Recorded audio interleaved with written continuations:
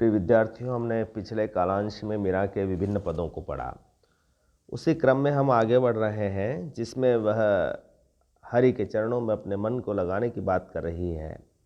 मीरा ने अपने प्रभु गिरधर को समर्पित कर दिया था।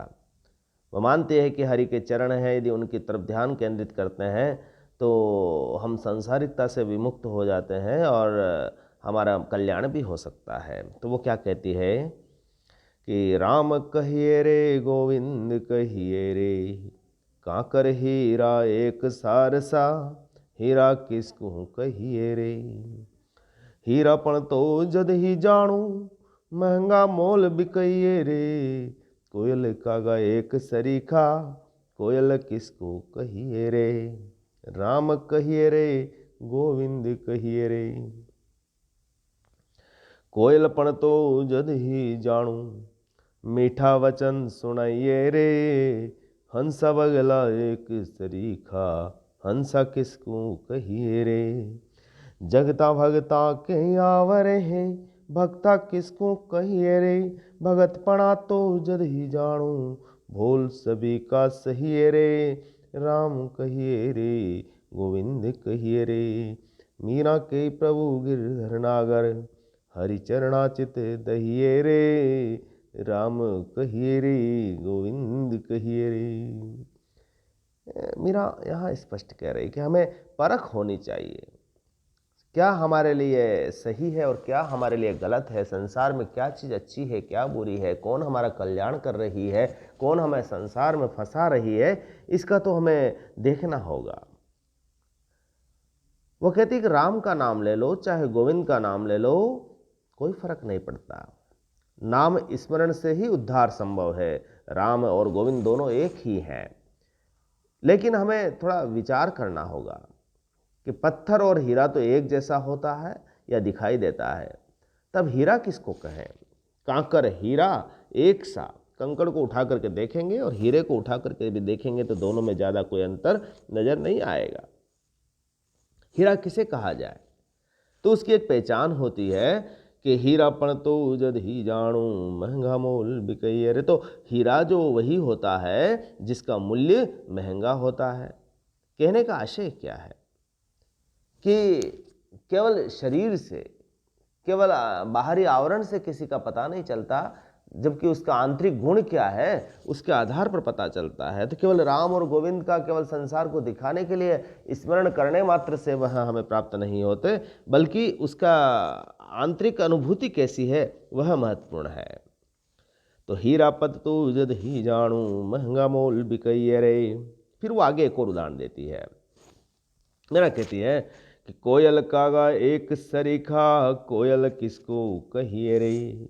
कौवा और कोयल दोनों काले रंग के होते हैं, दोनों का रंग एक जैसा होता है, तो कोयल किसे कहा जाए, पहचाना नहीं जा सकता। वो पहचान कब होगी, कोयल कौन है तब जाना जाएगा जब वह बोलेगी, मीठे वचन बोलकर सुनाएगी। तो कहने का आशय क्या है कि जब तक उसका आंतरिक गुण प्रकट नहीं होगा तब तक संसार में पहचानना बड़ा मुश्किल है कि कौन सही है और कौन गलत है। तो कोयल कागा एक सरीखा, कोयल किसको कहिए रे।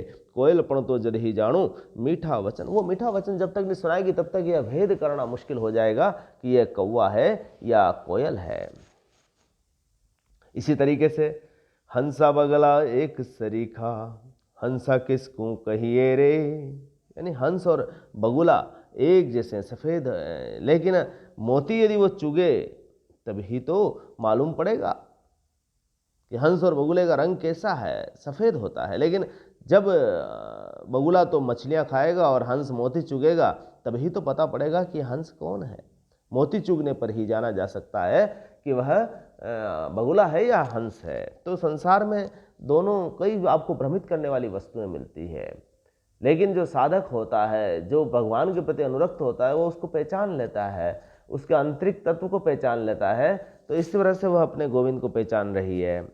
फिर वो आगे कहती है कि जगता भगता के आवरे रे, भगता किसको कहिए रे। जगत में कई सारे भगत आते हैं, संसार में कई लोग हैं जो भक्त के समान दिखाई देते हैं, लेकिन क्या इन्हें भक्त कहा जा सकता है।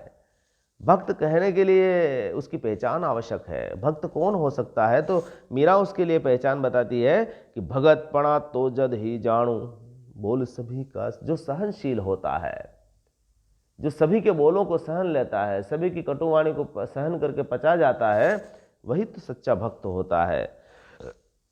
तो कवि यहाँ पर भगत किसको कह रहा है कि जो सभी के वचनों को शांति के साथ सह ले, वही भगत है।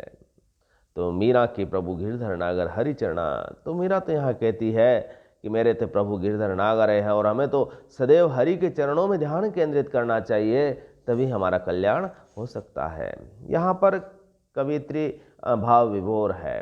संसार में जो बिखरी हुई चीज़ें हैं, संसार में जो प्रेरित करने वाली चीज़ें हैं, उसको सही ढंग से पहचानने का संकल्प ले रही है।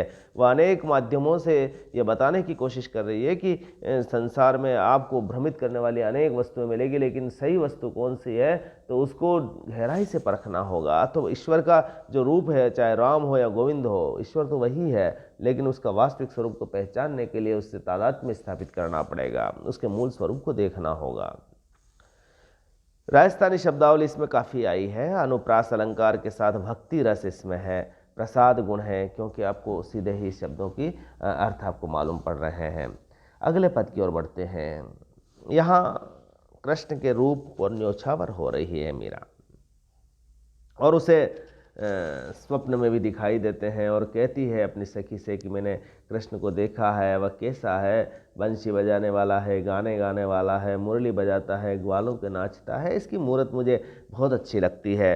कृष्ण के रूप सौंदर्य पर वह न्योछावर होती हुई कहती है कि आज हों देखूं गिरिधारी, सुंदर वदन मदन की शोभा, चितवन अनियारी, आज हो देखूं अधिकारी, बजावे बंसी कुंजन में, गावत तान तरंग रंग धुनि, नाचते ग्वालन में, माधुरी मूर्ति है प्यारी, आज हो देखो गिरधारी, बसी रहे निसी दिन हृदय में, टरे नहीं टारे, ताही पर तन मन धनवारी, आज हो देखो गिरधारी, वह मूर्ति मोहनी निहारत लोक लाज हारे, तुलसी वन कुंजन संचारी, गिरधर लाल नवल नट नागर, मीराम बलिहारी, आज देखो हूँ गिरधारी। कैसे वो अनुरक्त है। कहते कि मैंने आज गिरधारी को देखा है, यानी कृष्ण को देखा है। वह कैसा है? उसका सुंदर मुख है। वदन का मतलब होता है मुखड़ा, उसका सुंदर मुख है। मदन की शोभा, वह कामदेव की शोभा है, यानी कामदेव को भी लज्जित करने वाला उसका सौंदर्य है। चितवन अनियारी, उसकी दृष्टि तो बड़ी अनोखी है, उसकी अनुपम है। वह दृष्टि जब देखता है तो वो बड़ी मोहित करने वाली है। तो आज मैंने गिरधारी को देखा है जिसका सुंदर मुख है, मदन के समान शोभा है और उसकी मोहक दृष्टि है। वो क्या कर रहा था? कुंजों में बंसी बजा रहा था। वृंदावन के कुंजों में बंसी बजा रहा है और ऐसे स्वरूप में उसे मैंने देखा। और वो क्या कर रहा था? गावत तान तरंग रंग, धुनि नाचत ग्वालन में, माधुरी मूर्ति है ही प्यारी। गावत तान तरंग रंग, और वो गाना गा रहे थे बंशी में। वह गान गाता है, मुरली की धुन की तरंग पर ग्वाल नाच रहे हैं, ग्वाले नाच रहे हैं और उस धुन पर वो डूब गए हैं। तो गावत तान तरंग रंग, धुनि नाचत ग्वालन में, माधुरी मूर्ति है प्यारी। यानी जब वो वंशी की धुन पर अपना गान गा रहे हैं तो उनकी तरंगों की धुन पर ग्वाले नाच रहे हैं। तो ऐसी मूर्ति मैंने देखी है और मेरे हृदय में बस गई है। बसी रहे निस दिन हृदय में, टरे नहीं टारी, आज ही देखो गिरधारी। आज मैंने देखा उस गिरधारी को, और उसकी जो छवि मैंने वर्णन किया है वह छवि मेरे रात दिन मेरे हृदय में पड़ी है, वह टलती नहीं है। और ऐसी छवि पर मीरा कहती है कि ताही पर तन मन धन वारी, मैं ऐसी छवि पर अपना तन वार सकती हूँ, मन वार सकती हूँ, धन वार सकती हूँ। और इस छवि का कारण वह बड़ी मूर्ति मोहनी निहारत लोक लाज हारी, और इस मूर्ति को देखते देखते मोहित हो गई हूँ, निहारती निहारती मोहित हो गई हूँ। और इसके लिए मैंने लोक की लज्जा को भी खत्म कर दिया है, समाप्त कर दिया है। मैं लोक की लज्जा के सामने कृष्ण की मोहित मूर्ति पर मैं अभिभूत हूँ, मुझे लोक के लाज की कोई परवाह नहीं है। यहाँ पर मीरा का वह भाव देखिए कि वह लोक लाज की परवाह किए बिना कृष्ण के प्रेम में डूब रही है। तुलसी वन कुंजन संचारी, और इस तरह से जब वृंदावन में वो घूमने वाले कृष्ण है, संचरण करने वाला है, तुलसी वन में जो संचरण कर रहे हैं, वह मैंने कृष्ण की मूर्ति पर मैंने अपने आप को न्यौछावर कर दिया है। आगे वह साफ समर्पित करती हुई कहती है, गिरधर लाल नवल नट नागर में राम बलिहारी। गिरधर लाल नटवर नागर है और मीरा उस पर बलिहारी जाती थी। यहाँ पर कृष्ण का रूप सौंदर्य पर जो मीरा न्यौछावर होती है उसका सुंदर चित्रण है, अनुप्रास अलंकार की सुंदर योजना है, राजस्थानी शब्दावली में और भक्ति रस के साथ प्रसाद गुण संपन्न यहाँ पर शब्दावली और पदावलियों का प्रयुक्ति हुई है। तो मीरा का जो यहाँ पर भक्ति है वो दाम्पत्य भाव की भक्ति है। उन्होंने कृष्ण को अपने पति के रूप में स्वीकार किया था और इसी रूप में वह उनके सौंदर्य पर अभिभूत है। इसका सुंदर वर्णन इस पद में हुआ है। दोनों ही पद आज आपको जो पढ़ाए हैं उनकी आप व्याख्या करें और समझने की कोशिश करें कि मीरा की भक्ति पद्धति किस प्रकार की है। आज बस इतना ही।